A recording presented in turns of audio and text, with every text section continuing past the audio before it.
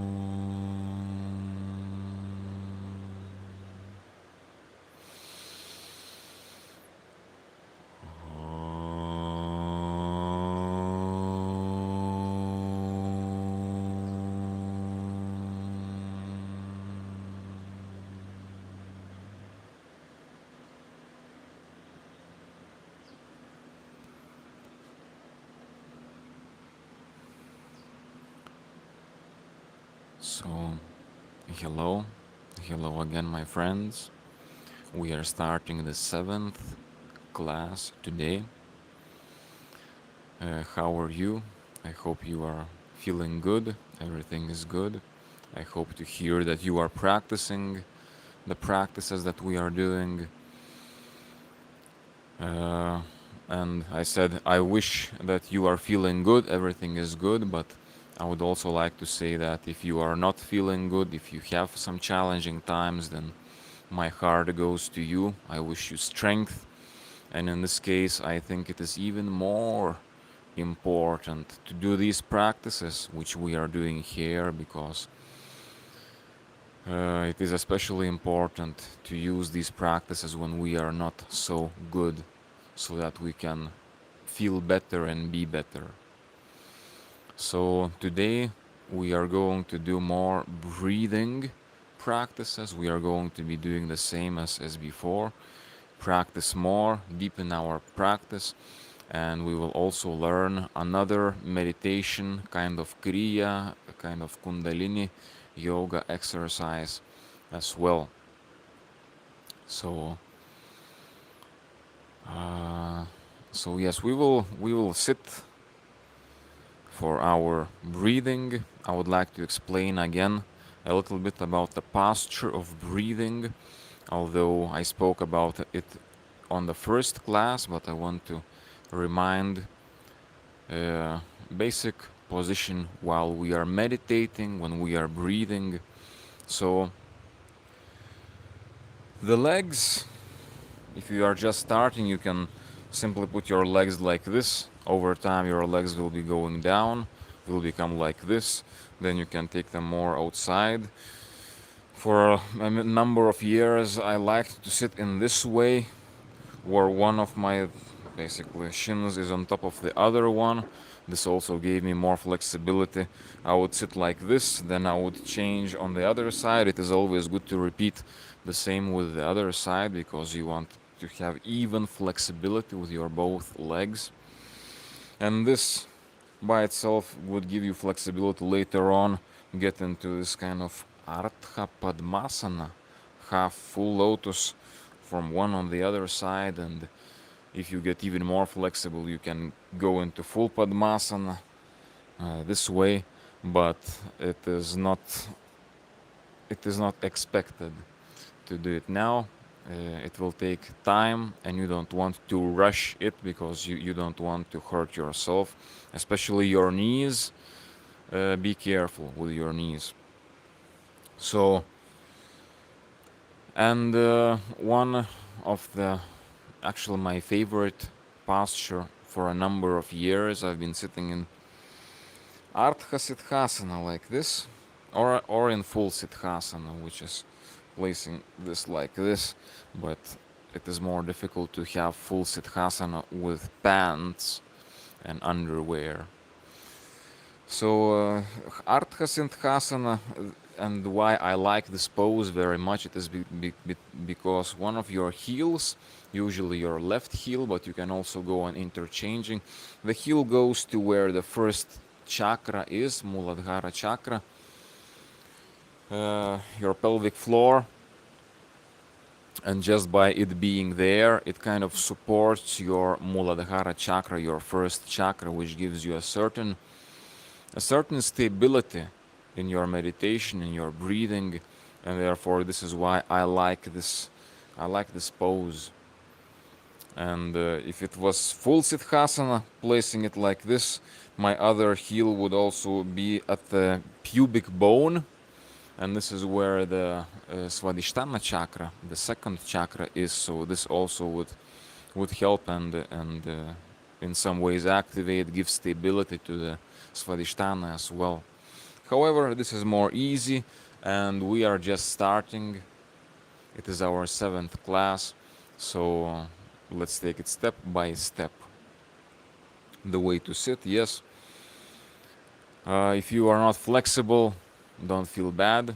Just know that with continuous practice, you will definitely get flexible. If you need, you can always also experiment with other poses like this Virasana pose, where you are sitting on your legs. If you find yourself very flexible and have good knees, you can sit in full Virasana pose with your heels outside, with your feet outside. But my favorite one, and you will see me sitting in this Ardha Siddhasana. Siddhasana means Siddha Asana. Siddha is like a power, accomplishment, Siddhi, and Asana is posture. You may have wondered why all of the poses at the end has the word asana. Shirshasana, Padmasana, Ardha, whatever, Bandhokanasana. They all end with asana. And asana in Sanskrit language means posture. So that's about the way to sit.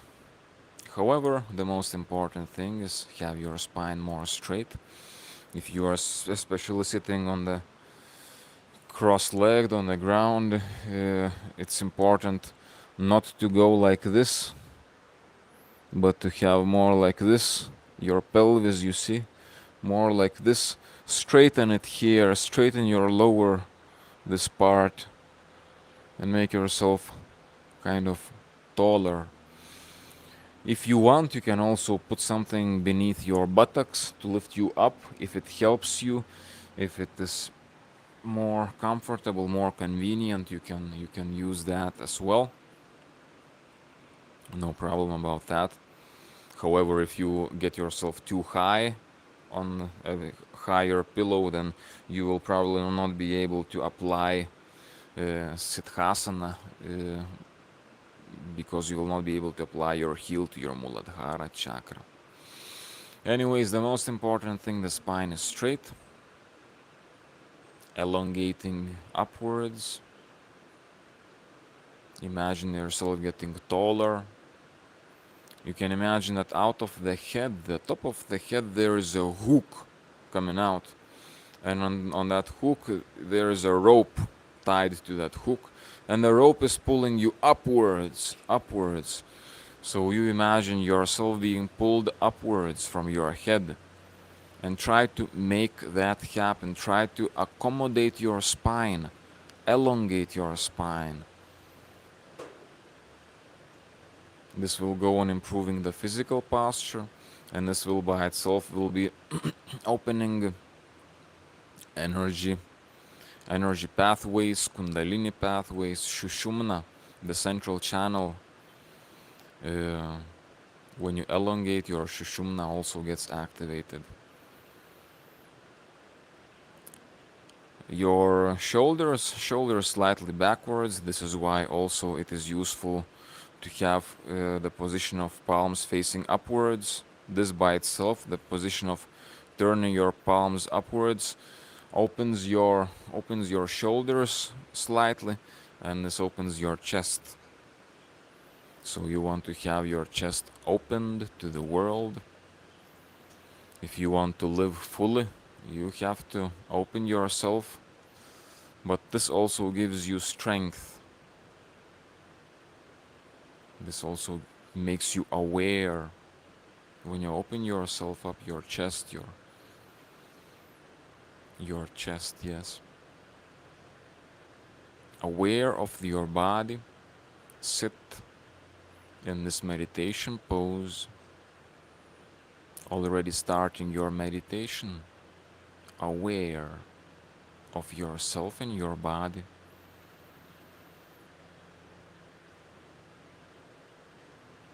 How do you feel? Observe. What's the present reality in yourself, in your feelings, in your body? How is the body? How the body feels? Is the body strong and vibrant? Or is it more depleted?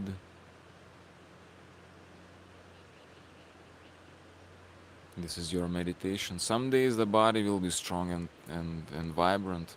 Some days, and that day will come, you will find your body also weakened and tired, and life always finds ways to to put you in different challenging situations as well. But those days when you feel that you don't have as much energy in your body, you just observe it. Be aware of it, because there is more than the physical body. Okay. Now observe the breathing. How is the breathing going?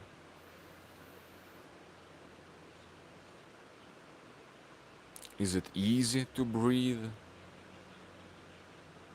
Is it pleasant? Or is it not?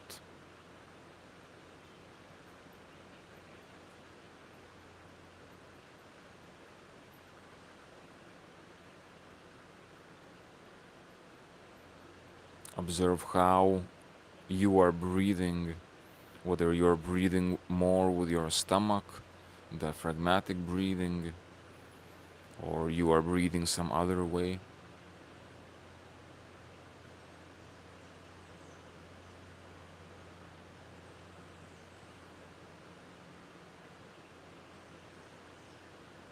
Observe. And each of those observations actually is training and making you more aware and more conscious. This is a voluntary effort, trying to be aware. However, this trains you to be more aware. And what we are doing now is a training.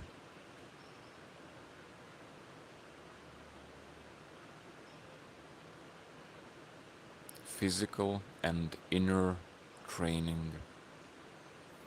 Observe how is the air that you breathe. What is the quality of that air? Right now, myself, I'm breathing jungle air. It has a certain aroma, it has a certain feeling, certain humidity. What about the air you are breathing? Observe it. How is it? Does it feel clean? Does it feel full of energy? Or maybe it is more depleted?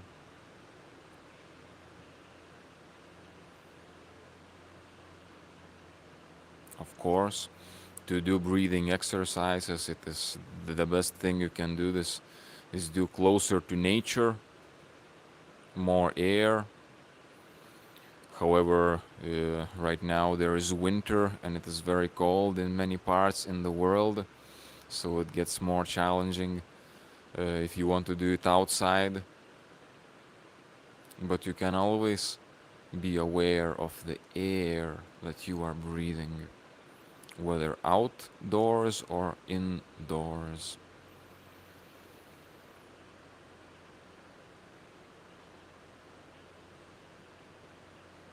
Okay, now we will move into diaphragmatic breathing. We continue training and practicing this important exercise. So breathe with your abdomen. Usually in pranayama, in breathing, every pranayama, every breathing starts with not inhalation but exhalation. So you want to empty your lungs, you exhale, and then diaphragmatic breathing, you inhale in your stomach, and then you exhale from your stomach. Inhale, exhale. Breathe while maintaining the spine straight. Breathe with your abdomen, breathe with your diaphragm, and be aware of this breathing.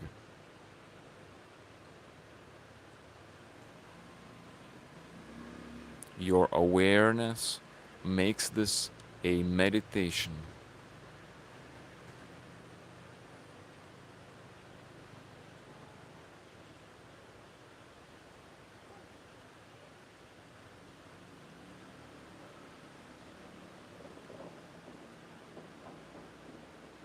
When you inhale, you also imagine that you are drawing the air into the back side of your lower back, into your lower back, yes.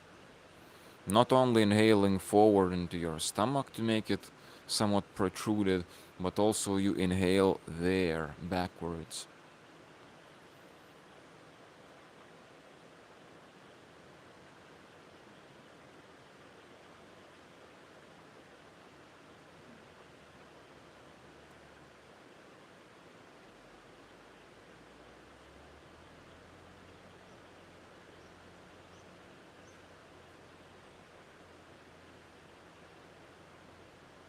Breathing, aware of each breath. You can actually even do it as a meditation exercise with a mala if you have something. Mala beads, you can do this while tracking yourself. So every breath, every abdominal breath you make, every, I would say, conscious breath, after you complete one breath, you walk one bead. After you complete another conscious abdominal breath, second bead. Now you're completing the third abdominal breath, diaphragmatic breath, but you wasn't aware. You start to think about something else. No more, no third bead. You breathe again. Inhale. Exhale. Conscious. Okay, another bead. And you go like this. Until ideally, if you have enough time, you can complete the whole mala. This one has 108 beads. But of course it is not necessary to make the whole of it, but this makes it also more like a game, and it makes it also more serious and makes you feel more kind of, yeah, it helps having a mala. It helps with the practice. This is why I always have it with me, and you can practice with mala even in these simple diaphragmatic breathings.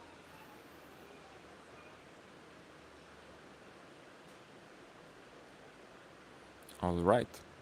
Now we will go into full yogic breathing. Let's practice some of full yogic breathing. So again, we start with exhalation, spine straight.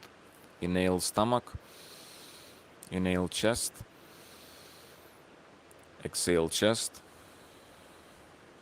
exhale belly, inhale belly, inhale chest, exhale chest, exhale belly.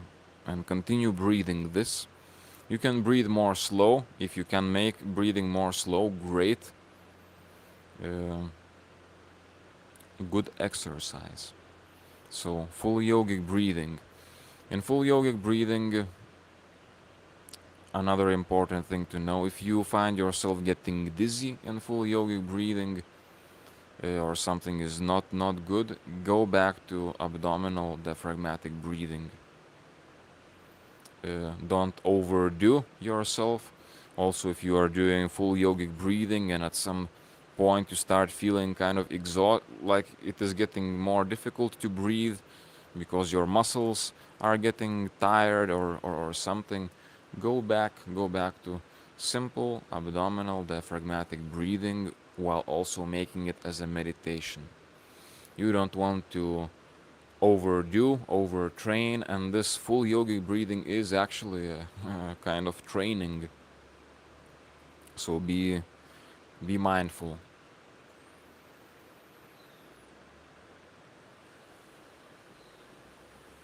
Inhaling into the belly and the lower back, and then into the chest. Exhaling from the chest, and then the diaphragm. Keep on breathing this way. When you inhale into your chest, you can also imagine that you are inhaling not just forward, but you can also imagine that you are also inhaling sideways. You are getting wider. And you can also imagine inhaling also backwards as well. This awareness, this trying to breathe this way will teach your body, your breathing, again, a more efficient way to take this full yogic breathing.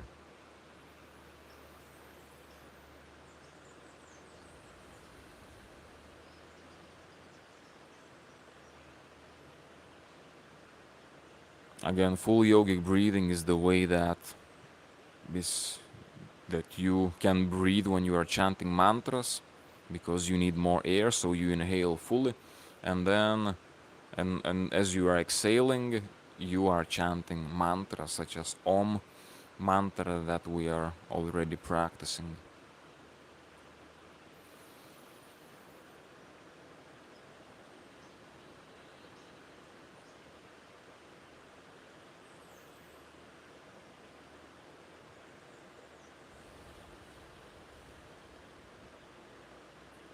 It is a good exercise, full yogic breathing, but also be mindful that if you breathe this too much or too fast, you can also kind of, as I mentioned, start becoming dizzy, because it can be a kind of hyperventilation exercise, which has its own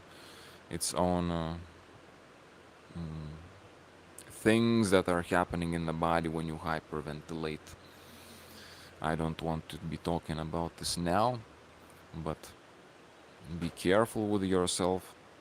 At the moment you start feeling yourself kind of getting tired, go back to normal abdominal breathing. And now we will shift into Ujjayi, victorious breathing.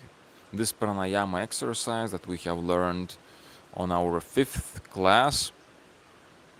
I will remind you with the sound.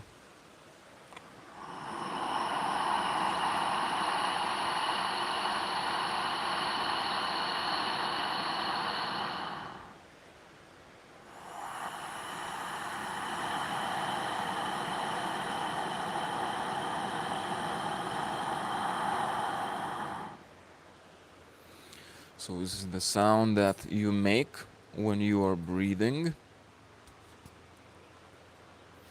And you make this by constricting the air flow in your throat, in your glottis, part of your throat.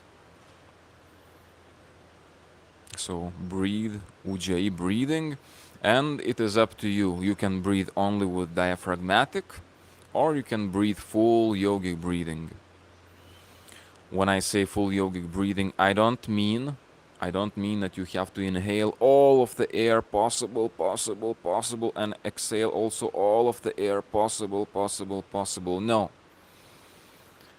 In fact, taking all of the air possible can be overstraining to your body, your breathing, your lungs, and even your nervous system.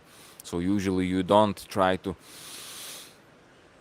inhale the most you can, but you inhale maybe to 90%, 80%.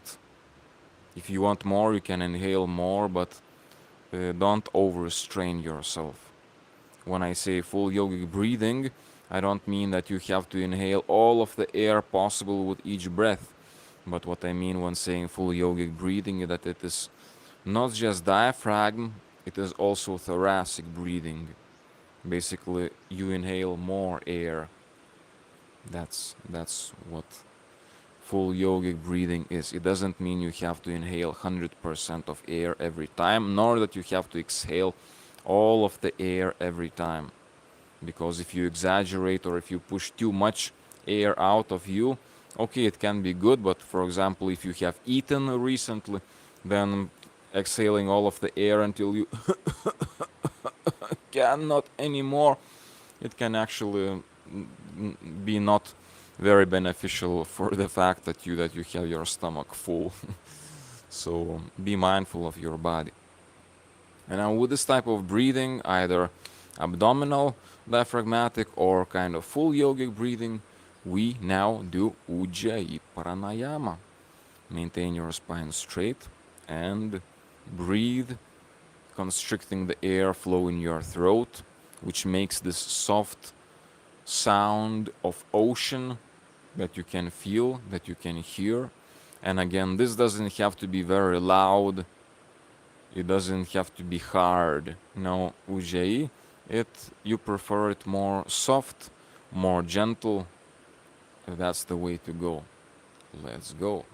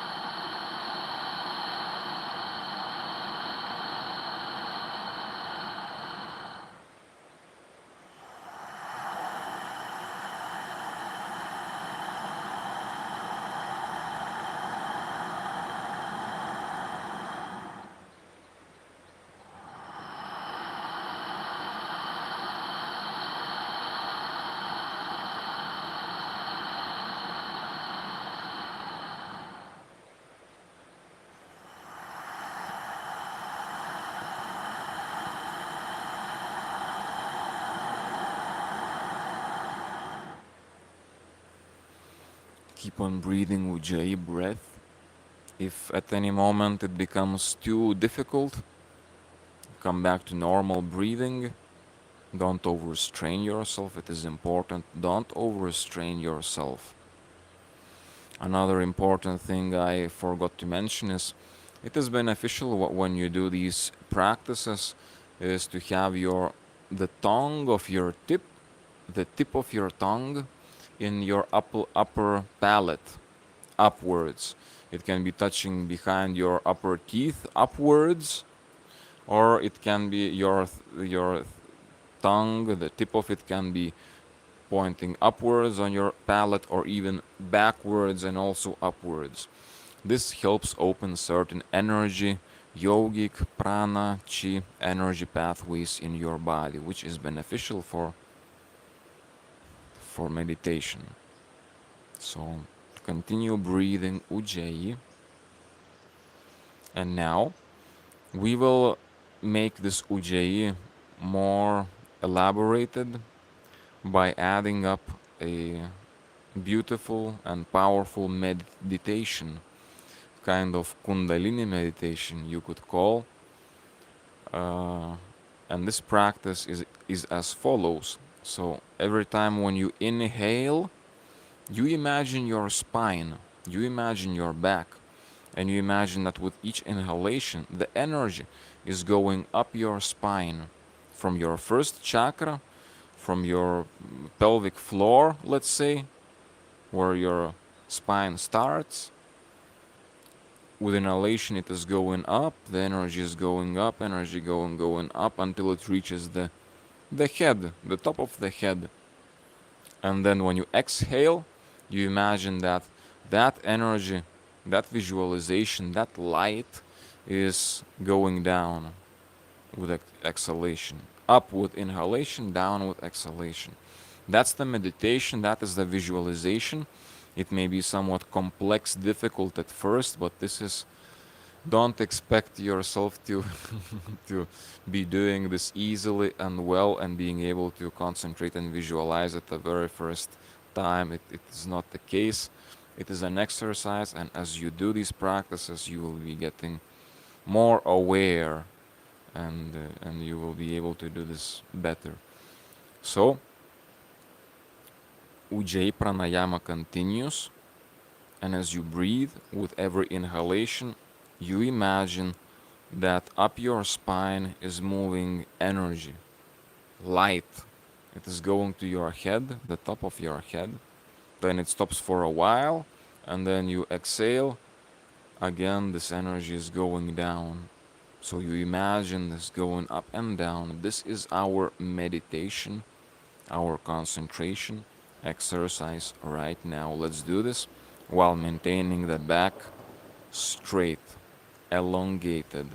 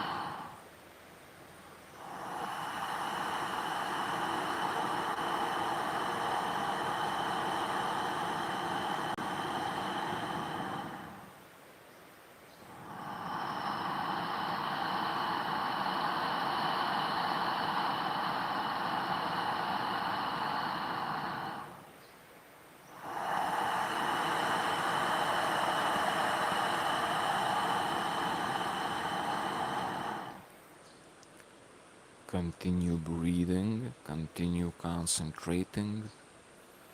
Your eyes can be opened or closed, it is up to you.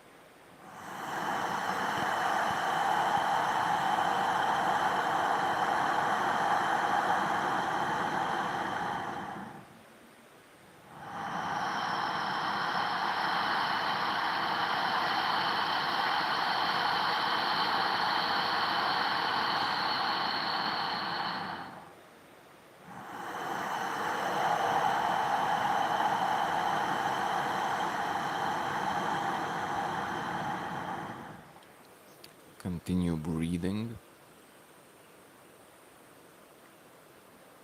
If it is difficult to concentrate, don't feel bad. Just continue. You are doing a great work. You are doing not just a breathing exercise, you are also doing this conscious meditation. You are working with your energy flow. You are directing the energy up and down your body, up and down the spine. Even though maybe it is difficult, maybe you don't feel much, but just by doing this, you are making things happen in your energy system right now. It is in your hands, it is in your awareness, it is in your breath.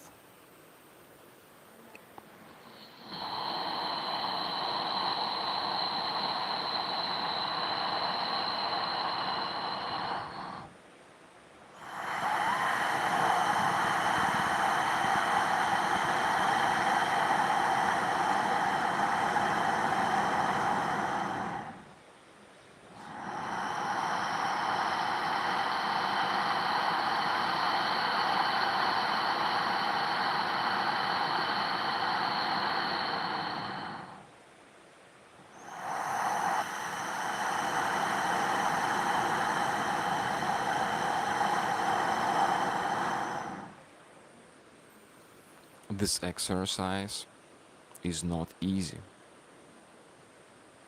If at any moment you feel yourself strained, it is getting too difficult, just come back to normal breathing. Actually, even without Ujjayi, sound making, ocean sounding breathing, even without this, you can still employ or practice the same meditation concentration up and down the spine, energy up and down the spine. Even with your normal breathing, you can do this as well. With Ujjayi, with the sound, it becomes more powerful, but you can practice without Ujjayi as well.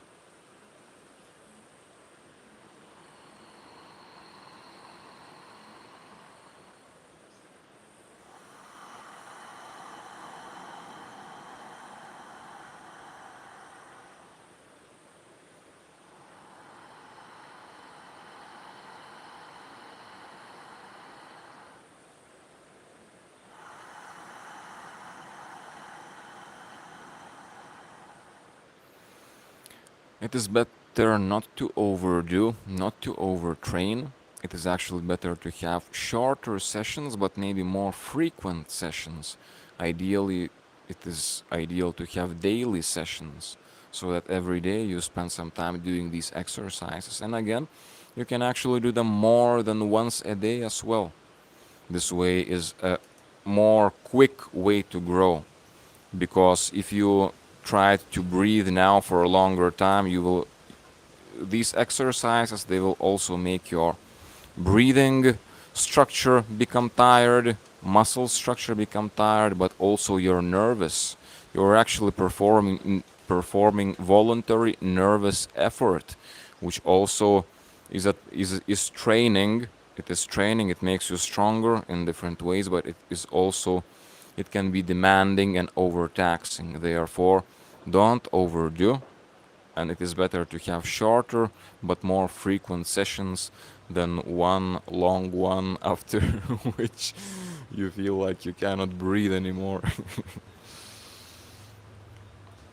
And always remember, the most important thing is be aware.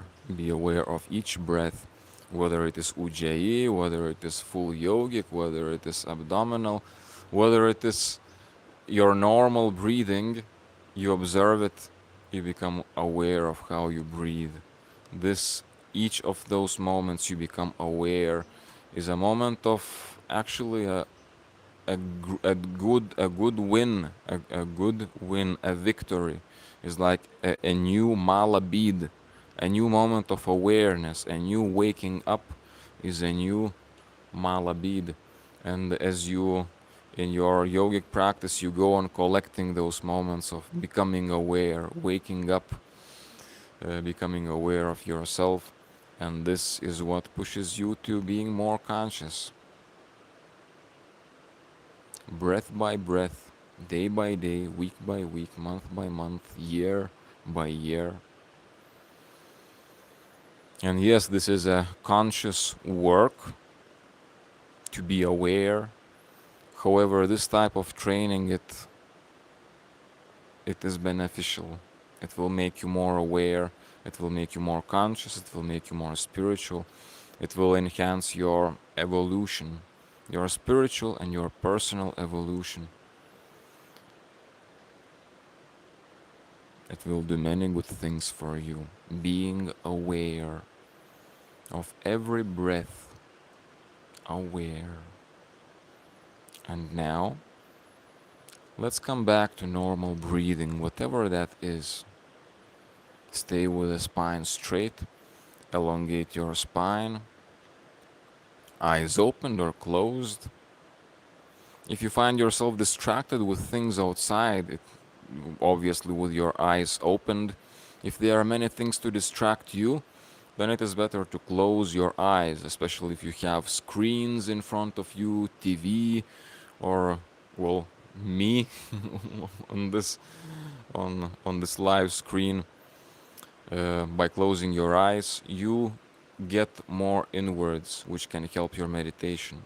However, if you are feeling very drowsy, sleepy, then having your eyes closed, it will make you just more sleepy and more kind of starting to sleep. Therefore, if you are feeling drowsy and sleepy, then maybe it is better to have the eyes opened. Back straight. Let's do some seated meditation, awareness. So now our awareness will shift to feel and find our own self. Feel the presence of yourself.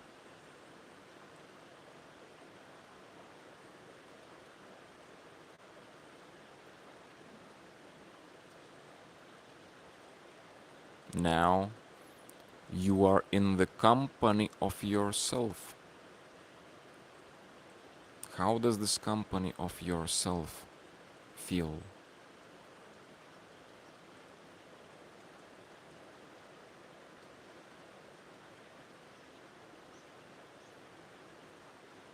Feel yourself.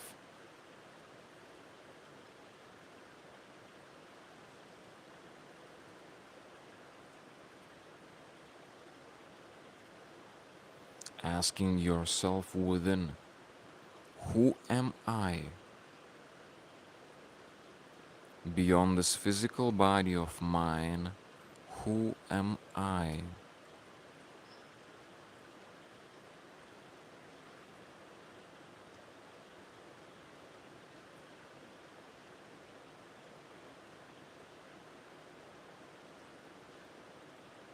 Who am I?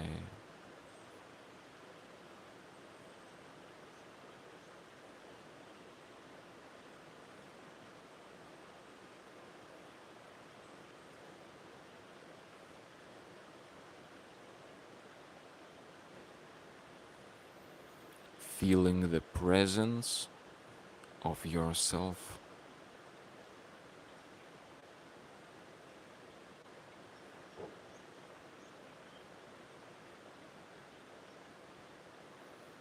With back straight. Who am I?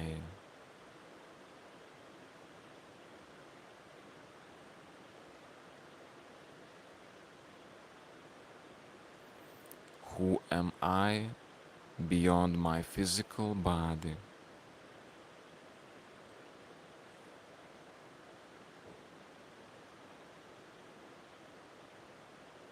And when my physical body will go away, will die, where will I be? Who will I be?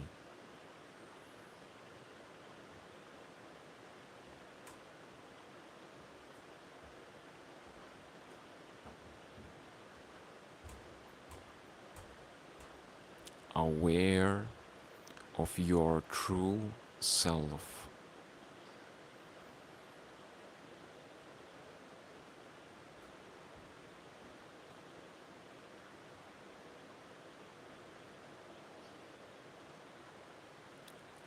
connecting with your true self.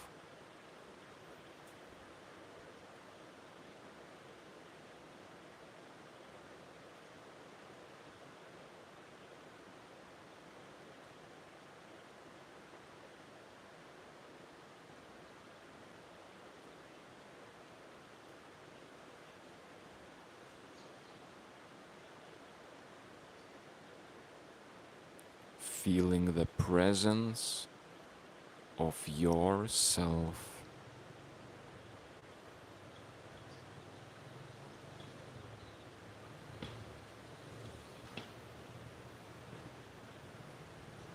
This is a powerful meditation. It is called, or one of the ways to call it, self-inquiry. Self-inquiry. Who am I? And this guides our awareness beyond our persona, beyond our physicality, beyond our physical body, beyond what we are in this physical incarnation in this world. This is the practice that guides us beyond into the depths of ourself. And while this is not an easy meditation, it requires a lot of effort, voluntary effort and concentration to try to feel, to try to find that true essence of yourself. However, each of those attempts brings you there, brings you back to yourself.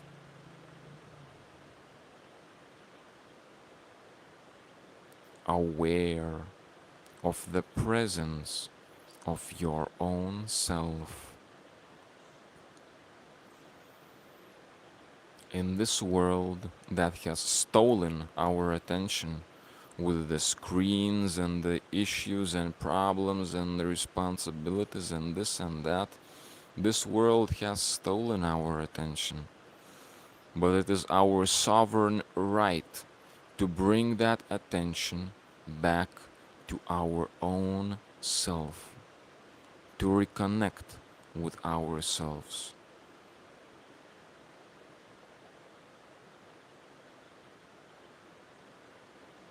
Aware of your own presence.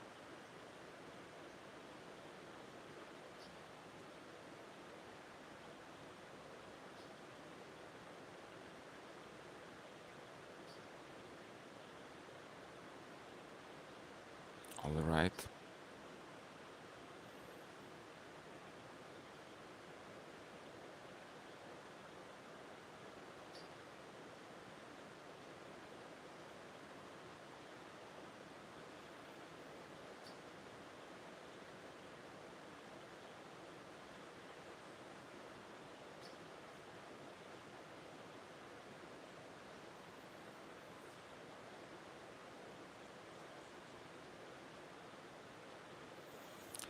And now, slowly, we will be ending this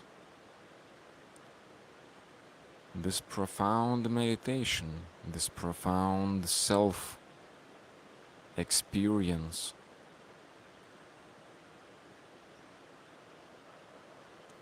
And we start becoming again aware of our body, sitting. We start becoming aware of our breathing. What is the way you are breathing now? Aware of the surrounding world. While at the same time we know that within ourselves we have ourself. We have this presence of ourself that is always there. And no matter how crazy the world can get and will get, we have this home, we have this abode of ourselves that we can come back to. Even when the world is falling apart, there is one thing in you, yourself. the you that life has created, that God has created. You have the right to it. You have the right to experience yourself, to know yourself. And this is a safe home and fortress and actually a paradise to be when the world around you is falling apart. So it is always available to you wherever you are. You can remember, feel the presence of yourself. And this will ground you instantly. That's a powerful meditation to practice.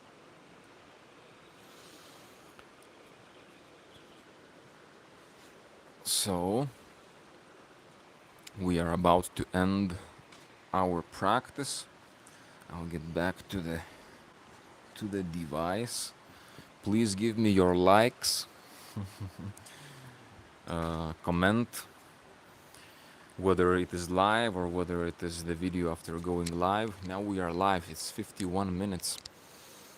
Always comment, like, it helps the channel.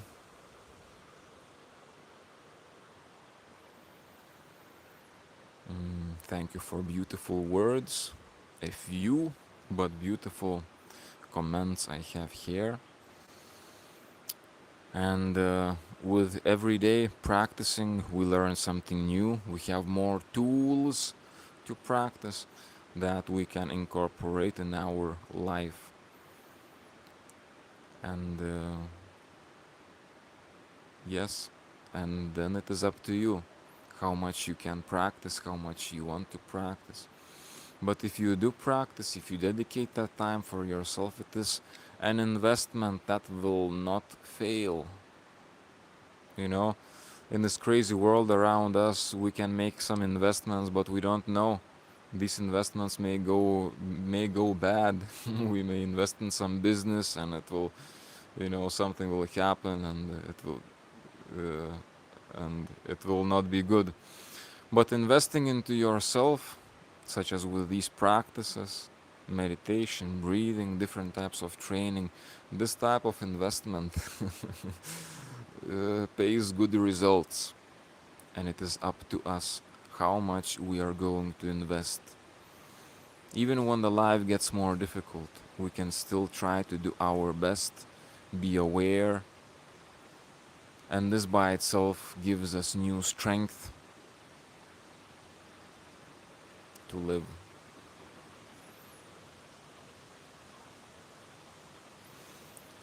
I'm getting more comments. Thank you, my brothers. Edgaras, good to see you, my brother. And Augusta's asking me, should we focus on specific part of body when asking who am I? Not necessarily. I mean, when you are asking who am I, you are basically going beyond your body. So it is you don't need to concentrate on any part of your body. Just feel yourself, and let this very practice also teach you and guide you into new ways of probing yourself, going into yourself, experiencing yourself in different ways. Don't expect an answer like you're gonna be asking who am I, and suddenly you will understand, oh, I am this. Because this is where the Sanskrit words neti, neti, not this, not this. We think that we are, we have many identities, but we go and leave those identities one by one. And with this practice of self-inquiry, it is a very good practice to go beyond your identities as a man, as a woman, as what your work is, what your familiar situation is, what your many things. It makes you go beyond yourself as a person, and beyond yourself as a body. This practice actually, this was the first practice of meditation I have started with. And I started with, I'm sharing something personal to me, but my spiritual path started when I was 18 years old. I went into this Christian sect I had very traumatizing paranormal experiences being possessed by entities. And when I left, after 1 year, I was in a very bad shape. I was going crazy. I was being kind of possessed. I was losing my mind. It was concerning. And this is when I went into the forest to be alone and to and I started this who am I practice, just to make me aware of myself, because in those times I had this kind of paranormal thing, possession, whatever way you want to call it, an energy sent by the master of the sect to harm me, and I would have some really bad experiences. And one thing I understood is that these things or this possession would happen to me when I wouldn't be very aware of myself, when I would kind of forget myself. And therefore I understood I have to be all of the time aware of myself, and that myself is going to be a pillar I'm kind of holding to not to go crazy. And this is how I intuitively started. I didn't know about what's his name, Ramana Maharshi, the Who Am I yogi, but I just needed to survive myself, and the situation was very intense in my case. Long story short, I started who am I without doing it all the time, and in 2 weeks it had changed me a lot. In 2 weeks I started having very different experiences where I would remember myself as from my previous lives. Imagine that. With myself, who am I, my kind of awareness or memory or whatever would go beyond my physical body, and I would remember things from previous, like, incarnations, let's say it like this, which brought me even more interest, like, indeed brought me even more interest into the spiritual path, because I understood that this physical reality is just a very small part of so many things that are real, and I became even more dedicated to finding my true nature. So this self-inquiry is a practice that I have practiced very much in my beginning years, and it had transformed me a lot. It is one of the practices that can be attributed to Jnana Yoga, the yoga of knowledge, kind of wisdom. But this is a powerful practice that is also very close to my heart, that I have shared with you. And this will also make you more aware of yourself, this will make you more conscious. It is a very powerful practice. Who am I? Self-inquiry.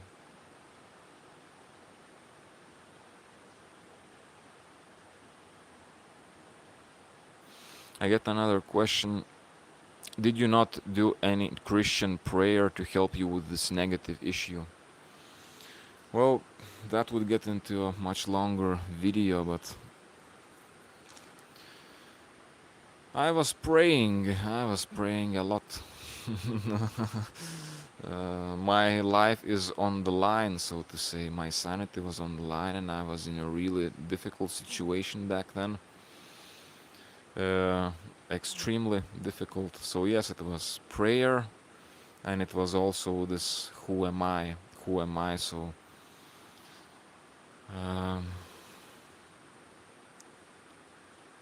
to have faith in God,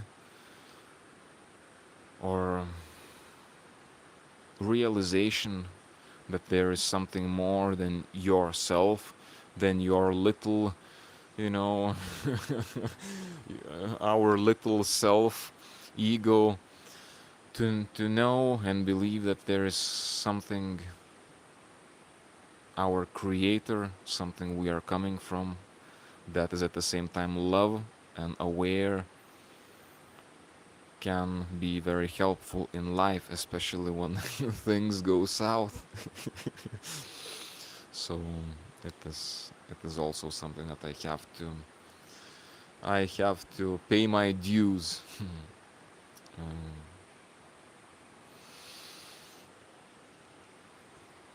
Anyways, I have shared with you new practices. You are welcome to practice them. The more you practice, the more you invest into yourself, the more change you will see.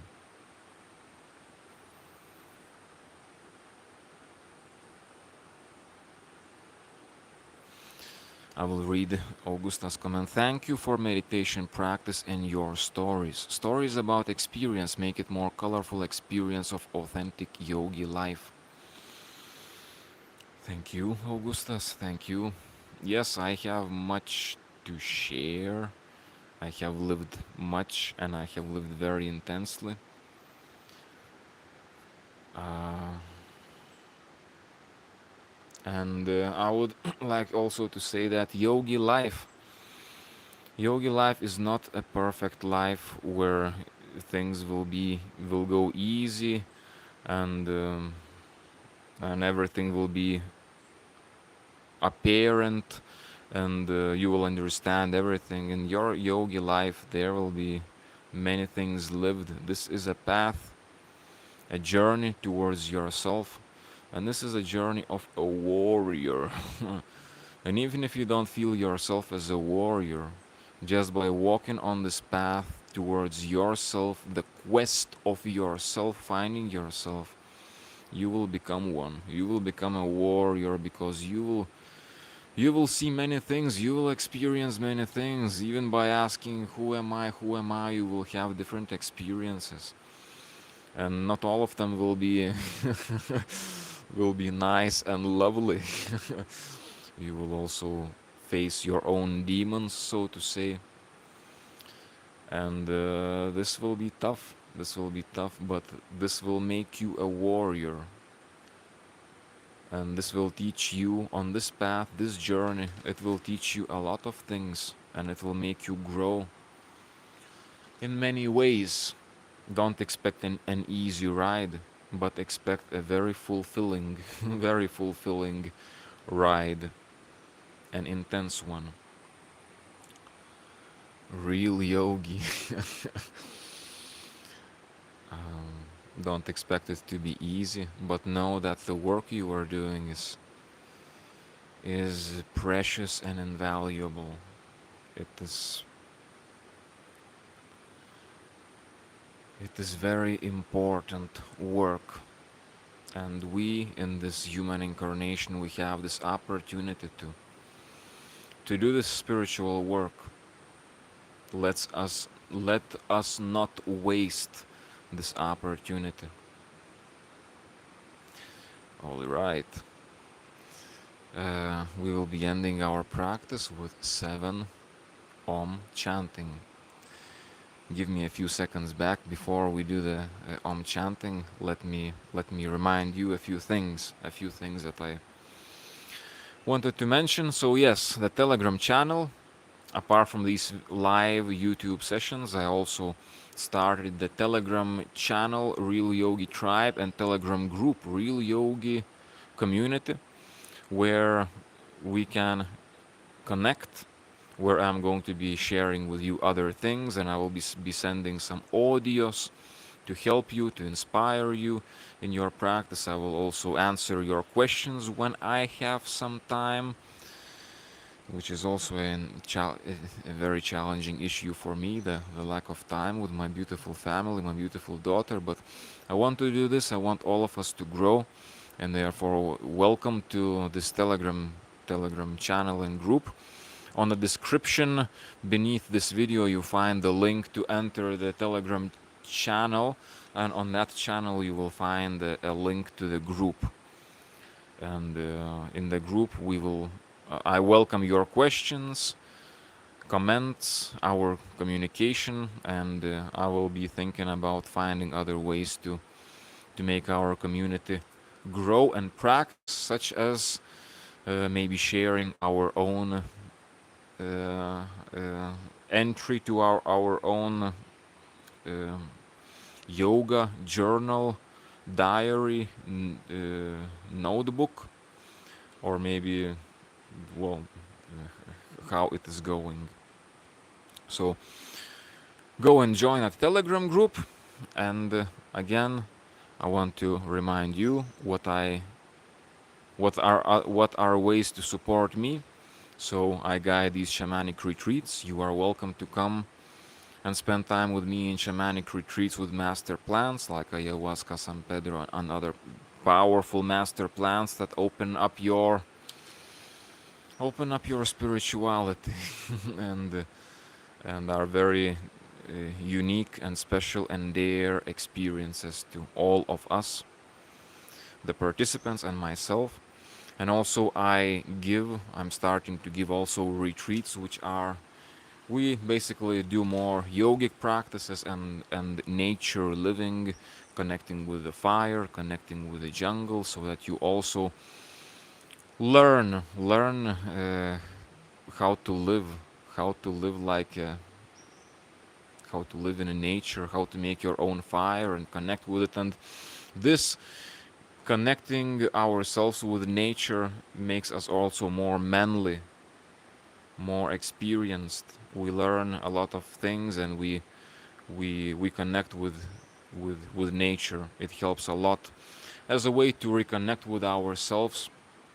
So if you feel that you need time to reconnect with yourself, maybe you are ready to come to the immersion with the Lama Mantas in the jungle. It is going to be special experience. Uh, I know. I also give one-on-one video calls if you want to have a one-on-one call with me, so that I also can get to know you and hear your story and give you my own personal recommendations, motivations, advices, support. See how you are in your practice, in your posture. You will be sending me your posture photos. I will revise them and see what are the best postures for you to do to improve yourself, or if you want to get stronger. I give those one-on-one video calls to guide you there. These are paid ones, so you have the opportunity to support my family. And also, if you want to support my family, donations are very welcome. Being a householder with a beautiful 7 months old daughter, that takes up very much time every day, is more challenging to make money. So your donations are more than welcome as well. However, the best donation you can give to me is actually do your own practice, grow your own self, because when you evolve, you make the whole world around also evolve and become more spiritual. And in this crazy time of everything that is happening in the world, this is especially important. So I hope to see you practicing. And now, let's go with the 7 Om chants.